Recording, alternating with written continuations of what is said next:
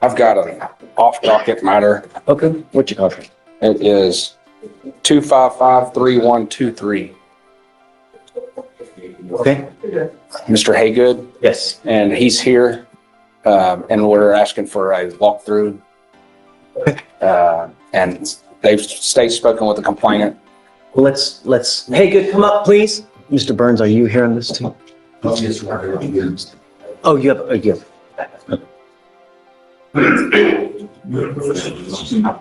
Yeah. You are Mr. Haygood. Sir. Mr. Haygood, you are charged with violation of a bond condition or protective order. You are facing up to a year in jail and or a $4,000 fine.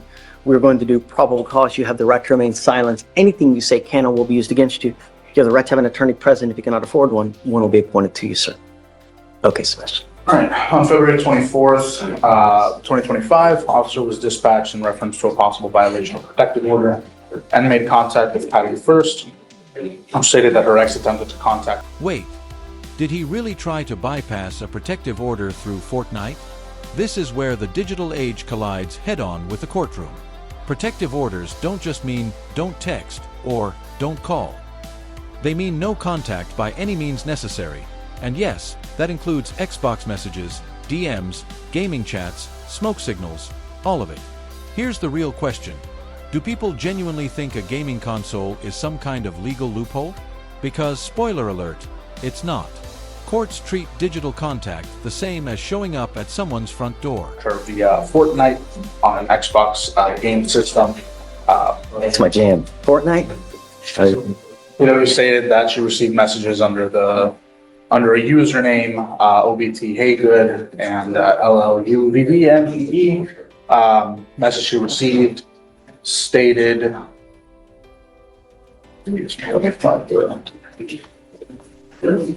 saying, "Hey you, I miss your voice," and then received several friend requests.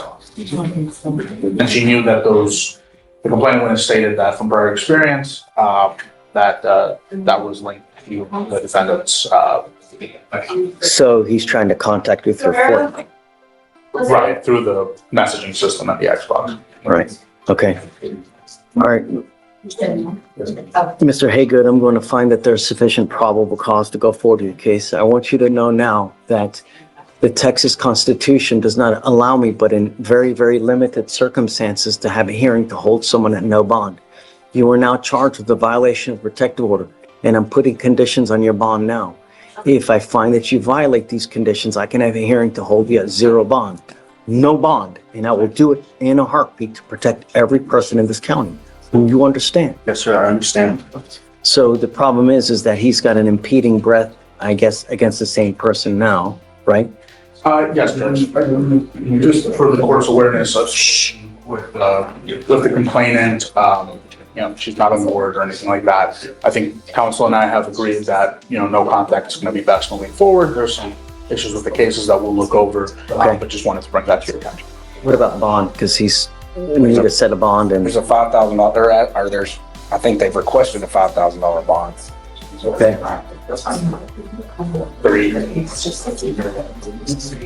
I'm asking for a $1,000 bond.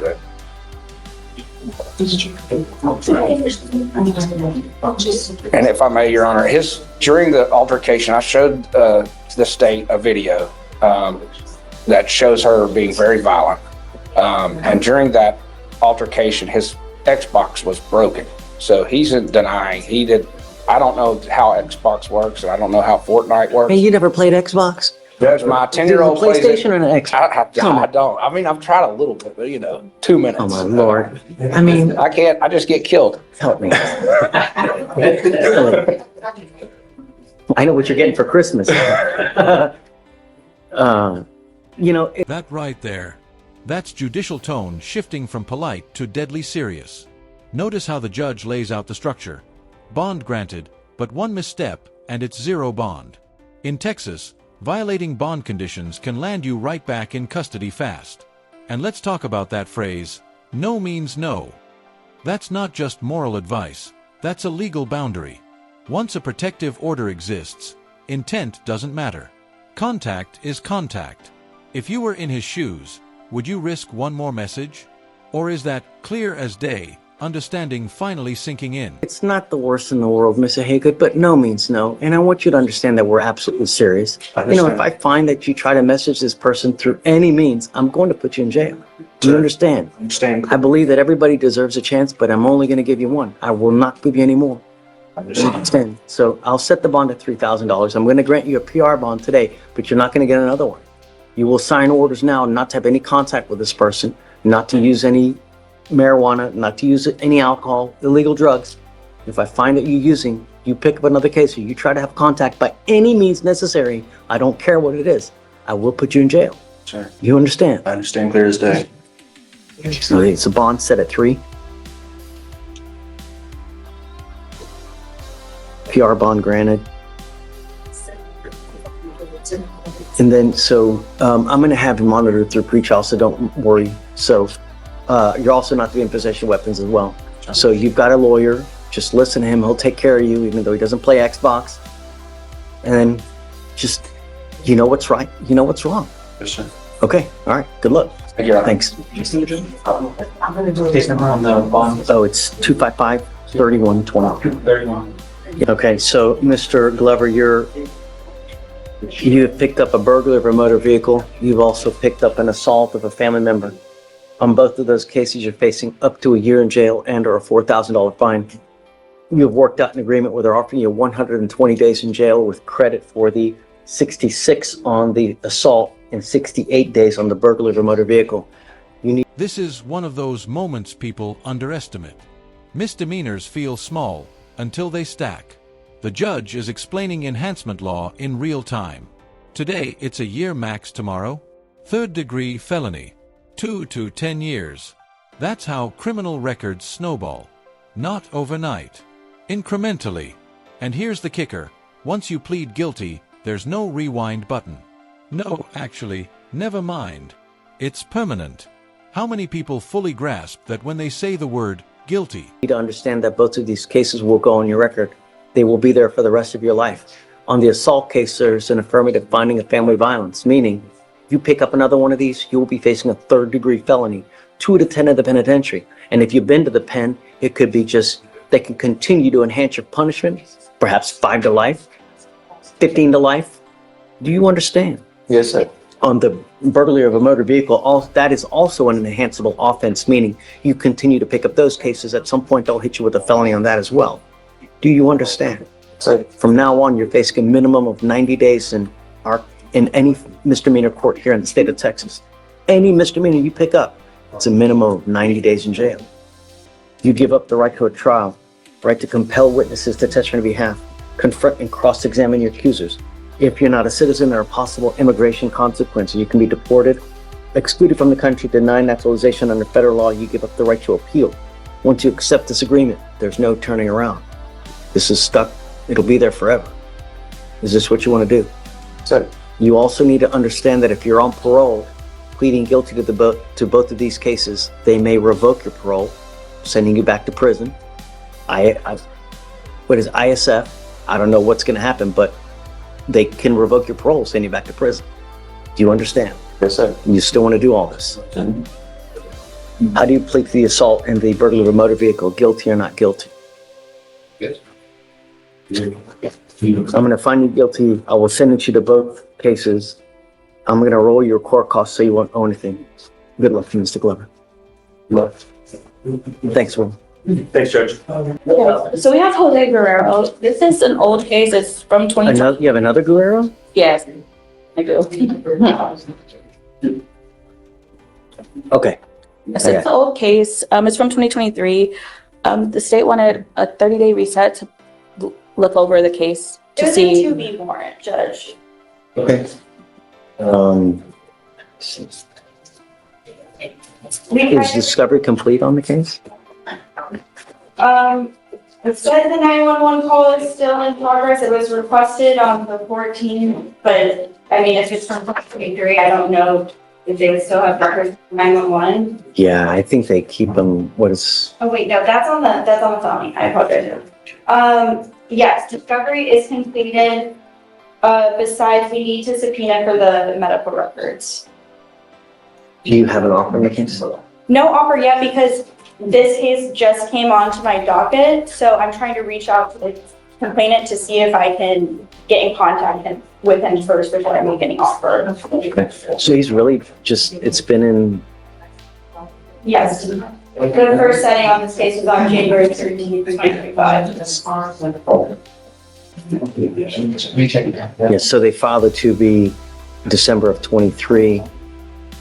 And looks like he didn't get picked up until, yeah, January of this year. So we'll just give you like a normal, just, right. So it's like, how long have you been on it? Did you just get appointed? Yes, well, I've been on since the January. Do like setting. settings. I mean, you don't have to just have 30 days. Well, normal because it's been in just 2 weeks. Okay. Thank you, Judge. Okay. Back on Jose Guerrero, do you have any other bond conditions aside from the ones from the magistrate? Is this the one that we revoked? No, that was Guadalupe Guerrero. What Jose Guerrero, we were just talking about if that was the 2B. He's in jail? No, he's here.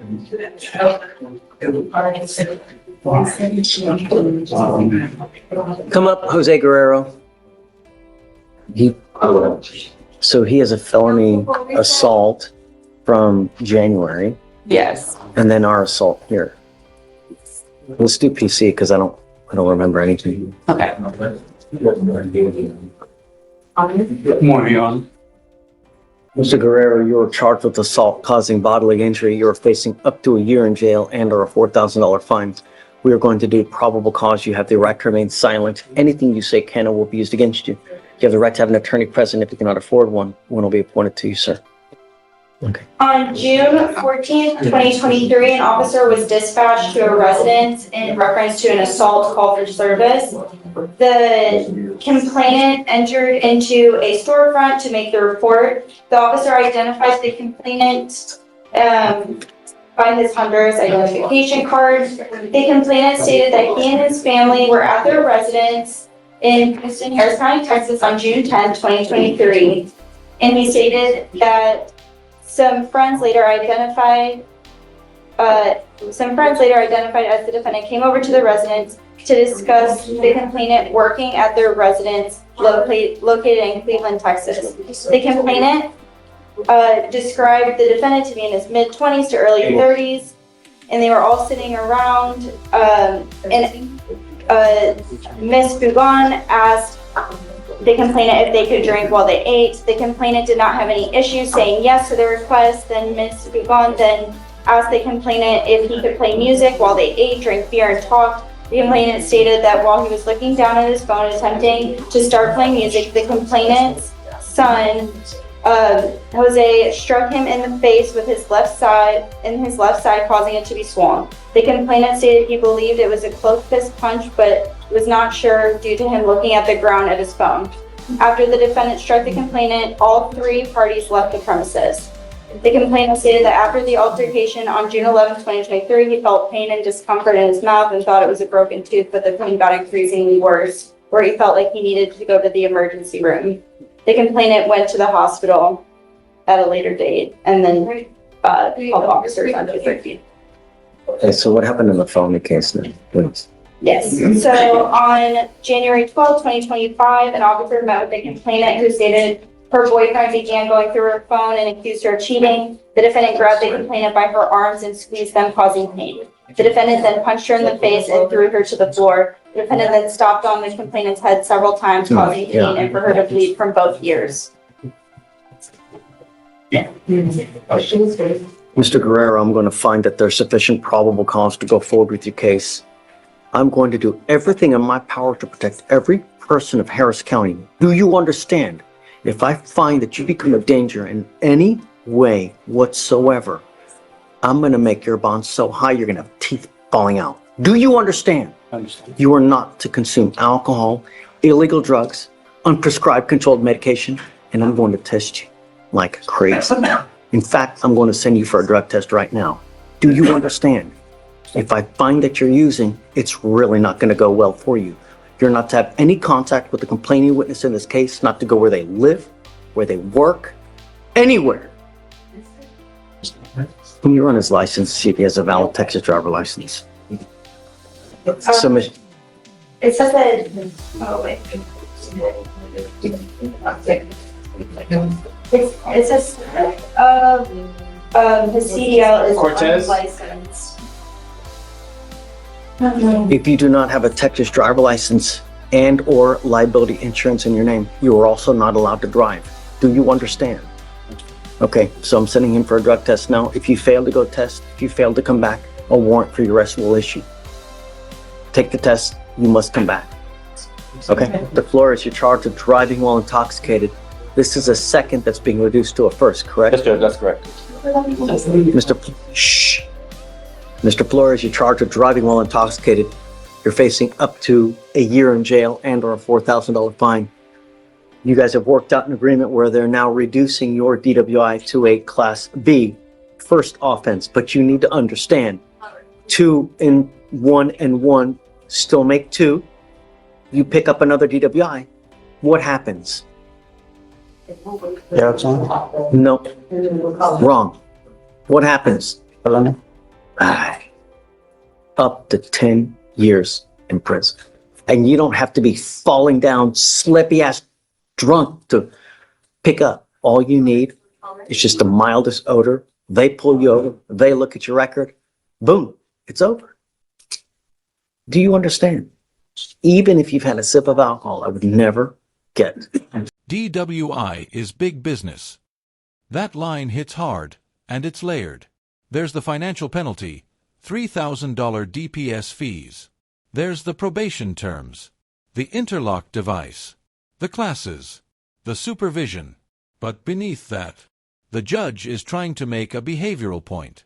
DWIs aren't just about being drunk. They're about risk, and Texas courts treat repeat offenses like ticking time bombs. And did you catch that? Even refusing a breath test while on probation becomes a violation. That's strategic law enforcement leverage right there. Be honest, would the financial hit alone change your behavior? To a car, because it's a huge risk. Do you understand? The agreement that you have worked out, Mr. Flores, is there. It is a 180-day jail sentence to be probated for 12 months. You must do a repeat offender DWI education class.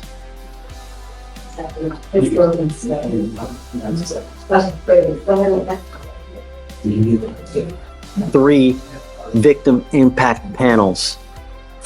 Substance abuse treatment.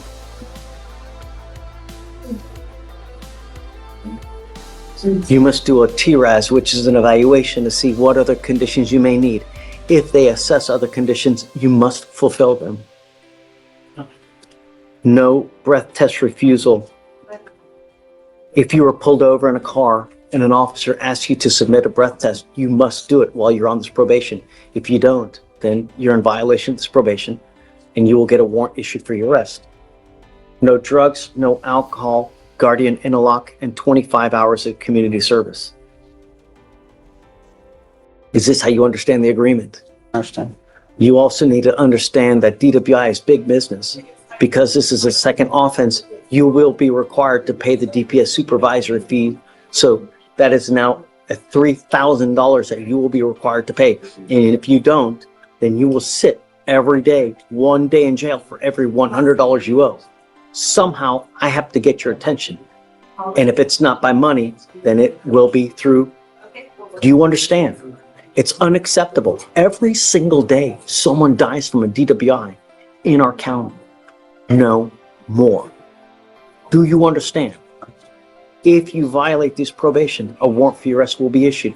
You will go to jail and I'm going to bring you back out and you are looking at 180 days in jail. That means no drugs, no alcohol. You must do your classes on time. You pick up a new case, it's just not going to go well for you. You're giving up the right to a trial, right to compel witnesses to testify on your behalf, confront, cross-examine your accusers. If you're not a citizen, there are possible immigration consequences. You can be deported, excluded from the country, denied naturalization. You give up the right to appeal. How do you plead to this offense? Guilty or not guilty, sir? Guilty. I'm going to find you guilty. I will send you to this agreement. So how much is the total for everything? Everything. With the 3,000, please.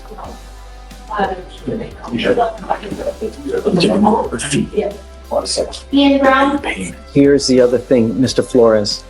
Because you are taking an additional DWI education class, DPS may suspend your license. So before you start driving, you need to look and you need to contact DPS to see if your license is eligible. If it is not, you cannot drive. If you drive on a suspended license, you're in violation of this probation. Do you understand? Mackenzie, do you mind running his license now? Yes. So we can do divide it out by year. Yes. His driver's license is not eligible, Your Honor. You are not allowed to drive. You will be signing up an affidavit with me today promising me you're not going to drive. If I find that you drive, and I don't care what your excuse is, it's really not going to go well for you. Do you understand? Understand. Okay. The court costs, including DPS fine, is $3,500. What is that? It's a handheld device. 35 points. That's including $50 payment plan fee. Okay, so the total amount that you will be required to pay is $3,520. You will be able to pay it through while you're on probation because they will put you on a payment plan. I'm going to tell you, you get caught up again, it's a ton of prison time. You understand? All right, good luck, sir. Thank you, guys. Hi. Back on Mercedes Spinks, you had indicated that you would lower her bond to $3,000. I've spoken with the family, they will pay that. I Wow. have the Okay, waiver and the other one, so I just think we just need a bond order, bail order. so Deputy Miranda, you mind bringing up Miss Spinks real quick? No. We're very lucky to have a family that's going to post this $3,000 for you. You need to understand there's serious consequences if you fail to go back. You fail to go, I'm going to revoke this bond. I will set it at zero. The family's going to lose all that money. So do you want, all we're asking to do is go back to this jurisdiction within the 2 weeks of your release. Don't wait until the last day because it's Murphy's Law dictates what can happen will happen, and I don't care about excuses. So if you try to wait till 2 days before to go up there and my car breaks down, my dog died, I don't care. Do you understand? So I would make arrangements as soon as you get out. Okay? All right. I want you to know that she has a lawyer working right now to set up a court date, so hopefully she I can provide don't that. care if you come back here and it's post 2 weeks and the lawyer hasn't done squat, it doesn't matter to me. Don't depend on whoever because it's on you if you don't make it up there within 2 weeks to turn yourself in. And they haven't done what they're supposed to do. They promise you the moon, sun. Okay, good luck. Thank you, Your Honor. Thank you, Your Honor. Have a great day. You don't need another card, right? No, I think I'm not correct. If not, my daughter has mine. Okay. You want to do the? Yeah, of course. Yeah. That right there. This is Mrs. Sparza. This is Mrs. Esparza, or you may have her as Matthews. Good morning, Mrs. Sparza. And you were charged with facing up to 6 months. Keep it down, keep it down. Facing up to a year in jail and or a $4,000 fine. You guys have worked out an agreement. They're offering you 30 days in jail with credit for the 60 that you've done. You give up a lot of rights by entering into this agreement. You give up the right to a trial, right to compel witnesses to testify on your behalf, confront and cross-examine your accusers. If you're not a citizen, there are possible immigration consequences. You can be deported, excluded from the country, denied naturalization. You give up the right to appeal. Once you plead guilty to this, it will go on your record. You can never change this. Is this what you want to do? How do you plead to the offense, man? How do you plead to the offense? Guilty or not guilty? I'm going to find you guilty, send you to the 30, credit for 60. You also need to understand that this now makes 2. What happens on the next one? Years instead of years. If you thought this was a long sentence, with the then you're looking at years. You understand? Yes, sir. For a case of beer. Good luck. Okay, thanks, Laurie. Thank you, Judge. What's up, man? Been a long time. Yeah. Are you doing stuff upstairs more so? Well, they had an opening out in Fort Bend, so with my firm, So you're more now out in Fort Bend? yeah, Okay. I'm handling a couple of felony cases that were already set for trial, so I'm here today for a pretrial conference. So I had somebody cover my stuff out there. I'm covering her, stuff here. So, yeah. Are you here for who? Miss Blackson? Bianca Blackson Newman. I'm glad that you're here. We were waiting for someone. We didn't want to get started without you guys. So, all right. So your lawyer is here now. Ma'am, you're charged with driving while intoxicated. You're facing up to 6 months in jail and or a $2,000 fine. We are going to do probable cause. You have the right to remain silent. Anything you say can and will be used against you. You have the right to have an attorney present. If you cannot afford one will be appointed to you. Yes, Judge. Okay. On February 27th, 2025, the officer was dispatched to the 3800 block of Mason Road in reference to a suspicious vehicle call. Call notes advised there was an unknown female who was asleep behind the wheel of her vehicle, which was running at the time in a moving lane of travel. Upon arrival, the officers made contact with the defendant and observed her asleep in the driver's seat of the vehicle, and the officers removed the keys from the vehicle to prevent further damage. As the officer was doing this, the defendant woke up and attempted to put the vehicle in drive and leave the scene. The defendant was unsuccessful, and the officers also observed an open container behind the driver's seat and observed an odor of marijuana coming from the vehicle. The defendant was detained and admitted to consuming alcohol prior to driving, stating she consumed alcohol 4 hours prior, then stating it was 2 hours. The defendant stated she was probably drinking tequila, the open container in the vehicle was a bottle of tequila, and the defendant was transported to the police station for standard field sobriety tests. HGN 3 out of 6, walk and turn 5 out of 8, one leg stand 1 out of 4. The DIC was read and the defendant consented to breath. The results were 0.118 and 0.115. Are you telling me that she's drinking while driving, or is there evidence of that? That wouldn't touch or any indication that. Okay. Ms. Blackson, I'm going to find that there's sufficient probable cause to go forward with the case. I'm ordering you now as a condition of your bond not to consume alcohol, illegal drugs, or unprescribed controlled medication. I'm going to randomly test you. If I find that you're consuming alcohol or illegal drugs, I will revoke your bond, put you in jail. No more PR bonds. Do you understand? So does she have any prior DWIs, number one? Number two, does she have a valid Texas driver license? Alex, please. One moment, Your Honor. Her license is eligible and no priors. Got it. Okay. Ma'am, so you can continue to drive, but you're not allowed to drive unless you have valid liability insurance as well. You must have car insurance to drive. Do you understand?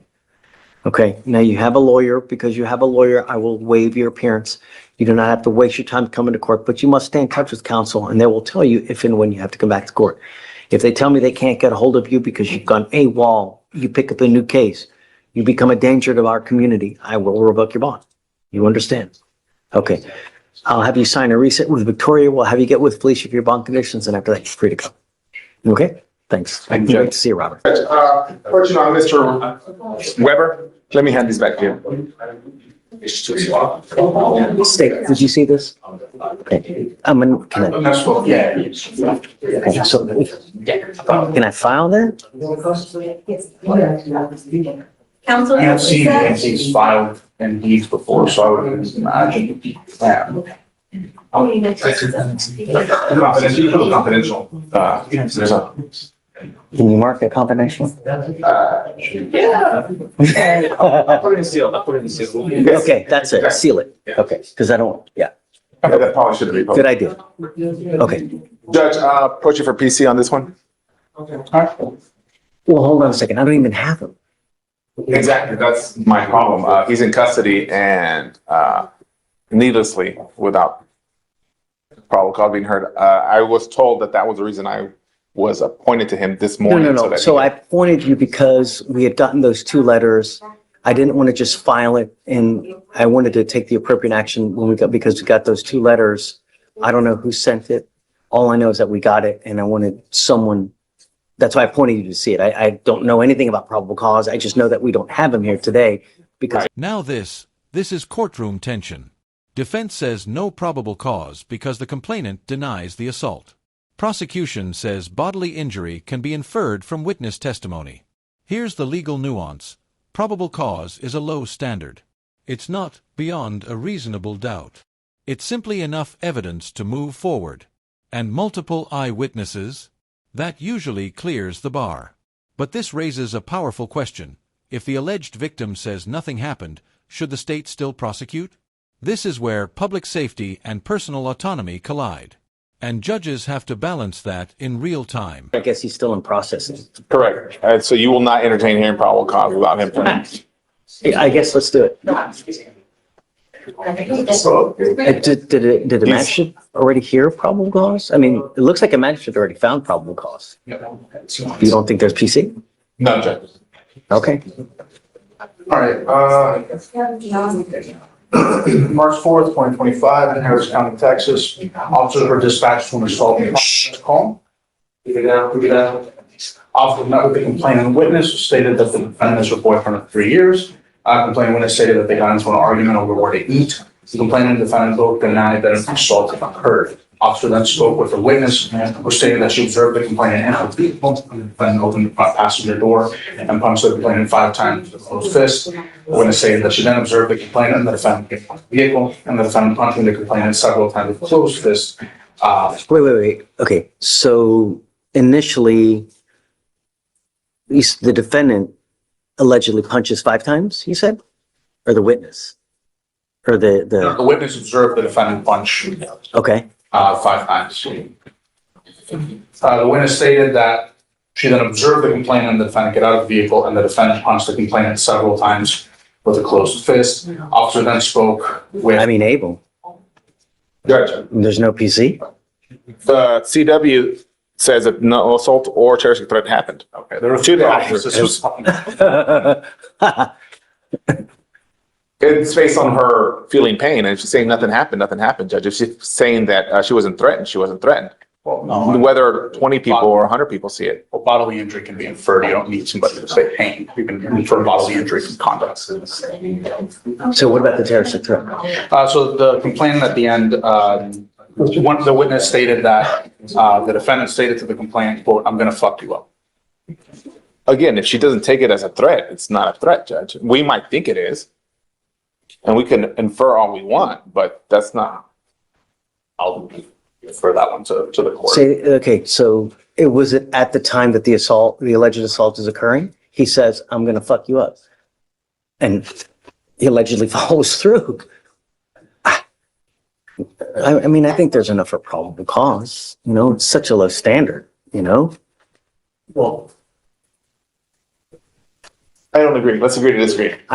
Sure, and we can, right? But we have someone who's punched her 8 times in the head. You're telling me that's not gonna? Well, I mean, sometimes that behavior is not that it's defensible, but it is permitted under the law, whether it's self-defense. I don't know, Judge. I don't know the whole facts of the case. I just have what the initial summary of the report is. So. I think that there's enough PC to start to go forward. I'd ask that you grant him, based on what the CW wants that the case be dismissed and what she's saying from the get-go, that you grant him PR bonds on these 2 cases. I'm going to be opposed, Judge. I don't think that the conduct here warrants any sort of PR bond. I think it's concerning that, there's a complainant who is adamant that nothing occurred, and the 3 independent witnesses are saying that she got assaulted. Pretty consistent with each other. So let me read this to you. Because there's more. It says, motions for bond conditions, MOA. Defendant assaulted and made a terroristic threat against the complaining witness, yada, yada, yada. Complaining witness denied same. However, there are numerous witnesses who heard the threats and saw the assault. Witness Kirby saw defendant swing at complaining witness 3 to 4 times and assault complaining witness. Witness Grantham saw defendant open passenger door to the car, punch complaining witness 5 times with a fist. Then complaining witness got out of the vehicle and defendant punched her 4 times in the stomach and in the shoulder. Complaining witness Sitpak saw defendant punch complaining witness 5 to 6 times with fists in the vehicle, 3 to 4 times more when she got out.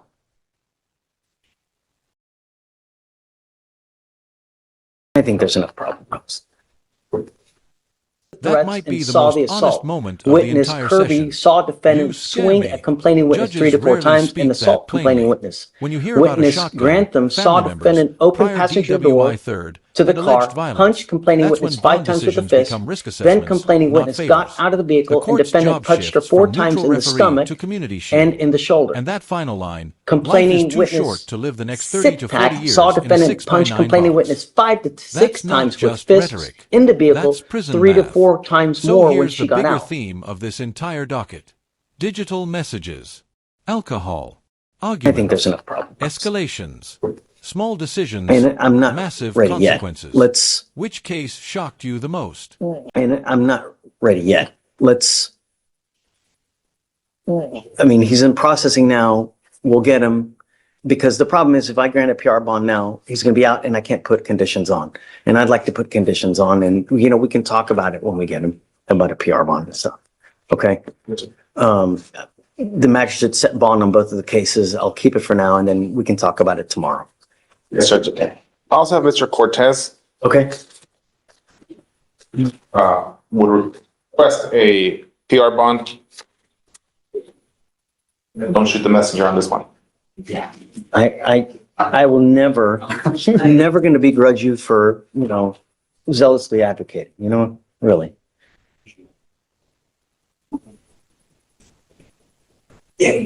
Let me bring him out here. Let me talk to them. Do you mind bringing Cortez out real quick, please? Are you ready? Let me talk to, while they're bringing out. Let me talk. Okay. You are Joe Cortez? Yes. Mr. Cortez, you're charged with assault of a family member. You're facing up to a year in jail and or a $4,000 fine. We're going to do probable cause. You have the right to remain silent. Anything you say can or will be used against you. On March 4th, 2025, in Harris County, Texas, officer was dispatched to a disturbance call and made contact with the complainant witness, who stated that the complainant witness is her father. The complainant witness stated that her father had arrived and was attempting to load a shotgun as he was upset from a previous incident. He was loading a shotgun? He stated that a witness, her grandmother, and her were attempting to take the shotgun from him when the defendant hit the complainant on her left eye multiple times with a closed fist, causing pain. She stated that as he was holding the shotgun, the defendant stated to her that he was going to kill her, grappling his hands against her neck, applying minimal pressure as she was blocking his hands. The witness stated that the defendant had been upset due to a car accident and that today he was loading a shotgun. And when her and the complainant attempted to take it away, the defendant hit the complainant in the face multiple times. Officers observed the defendant as he was still holding a shotgun shell in his hands when officers arrived and observed a red mark on the complainant's left eye and forehead area. So was it all custody? He's currently unemployed and lives with CW, Judge. That's as far as I got with him in terms of anything going for him. I got to tell you, your lawyer wants me to give you a PR bond, but Mr. Cortez, I got to tell you, you scare me, dude. You're on bond for a DWI third right now. You're allegedly loading a shotgun. You've got all this. You scare me. The last thing I want is more blood or a dead body, you know? Yes. So don't say anything. I'm just telling you why I'm doing what I'm doing. Is my fear is that, you know, something even more egregious happens if we give you a PR and you go back, there's nowhere else to go. And the last thing I want is a dead body. We have enough drama in this life as it is, you know? I'm sorry, man. I can't. It scares me, you know? I am ordering you now not to have any contact with complaining witnesses in this case and not to go within 500 feet of where they live or where they work. Do you understand? I don't know if you're going to bond out, but if you do, I'm putting a monitor on your ankle so I know that you're not anywhere near where these people live. Do you understand, Mr. Cortez? Life is too short to live the next 30 to 40 years in a 6x9 box. It's not.